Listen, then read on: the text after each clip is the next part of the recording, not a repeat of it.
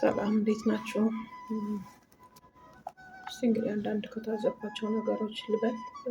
ከማያቸው ነገሮች ነው ሃይማኖታዊ ነገሮችን በተመለከተ። ያው እኛ ኦርቶዶክስ ተዋሕዶ ቤተክርስቲያን እንግዲህ ብዙ ጊዜያችንን ወደ ቤተክርስቲያን እንሄዳለን።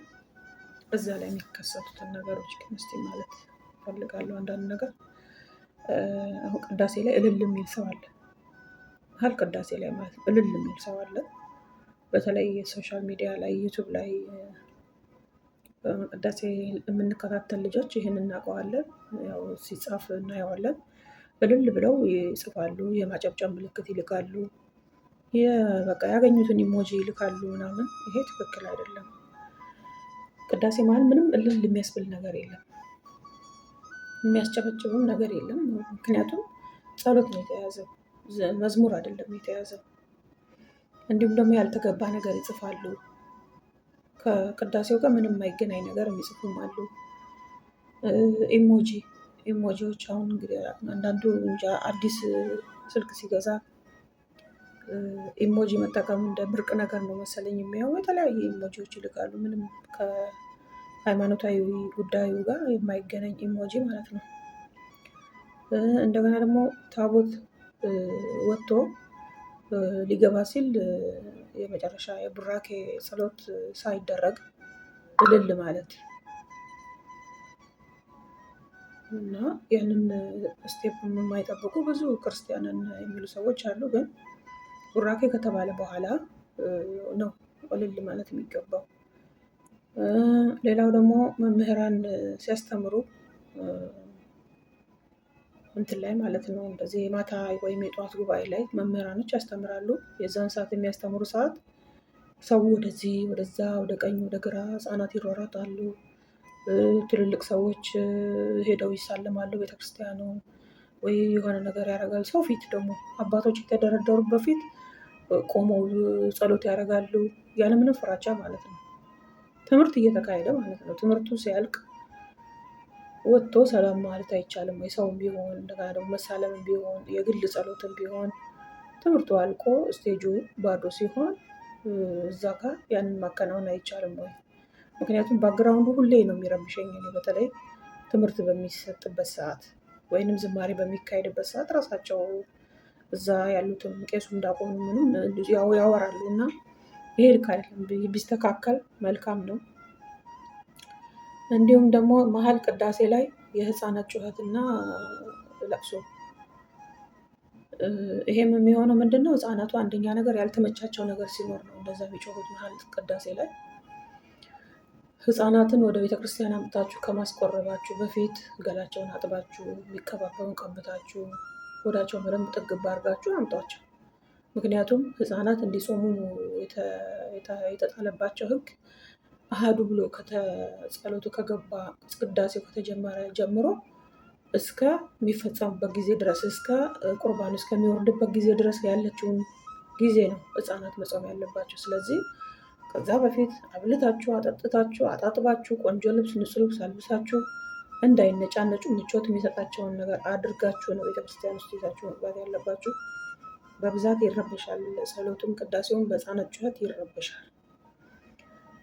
ሌላው ደግሞ ዣንጥላ ዘርግቶ መለመን። ዣንጥላ ቤተክርስቲያን ገና ያሁን በተለይ ታቦታት በሚወጡ ሰዓት ገና ታቦቱ ወጥቶ ሀ ብሎ ገና ከመውጣቱ ልመና ነው የሚጀመረው። እልል ብለን እንኳን ሳንጨርስ ወደ ልመና ማስታወቂያ ይገባሉ አባቶች። ለምን? መጀመሪያ ምስጋናው ይቅደም። ከዛ በኋላ የዣንጥላው ነገር ወደ በኋላ ቢደረግ አይከፋም። እና መጀመሪያ ምስጋናው ይቀድማል፣ እልልታው ይቀድማል፣ እግዚአብሔር ምስጋና ይቀድማል። ሌላው ደግሞ ቅዳሴ ላይ ቄሶቹ ስር መግባትና ልብሳቸውን መተሻሸት፣ ይህም ትክክል አይደለም።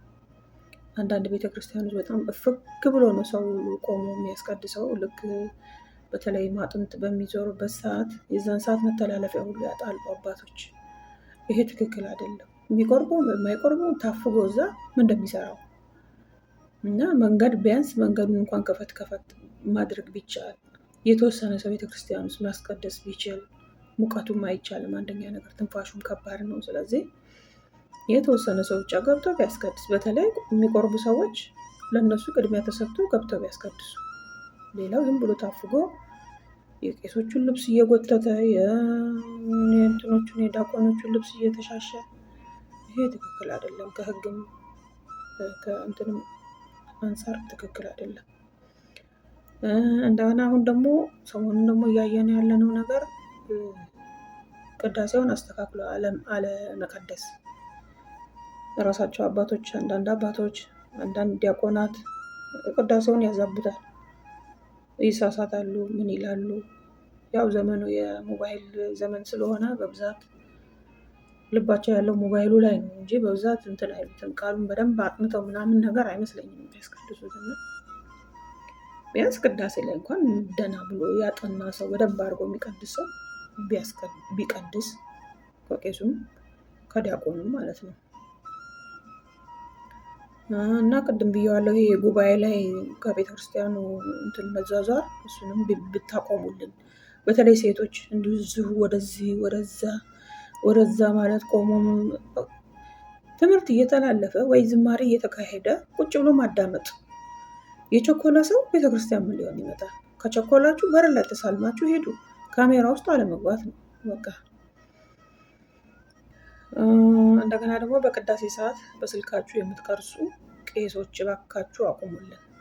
ቅዳሴ ላይ ቄሱ ሊጸልይ ሊባርክ እንጂ ሞባይል ይዞ ሊቀርጽ አይገባም።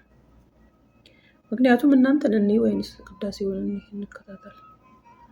ልብሰ ተክህኖውን ለብሶ ሞባይል ይዞ መቅረጽ ምን ማለት ነው? ይሄ ይስተካከልልን መልካም ነው እላለሁ።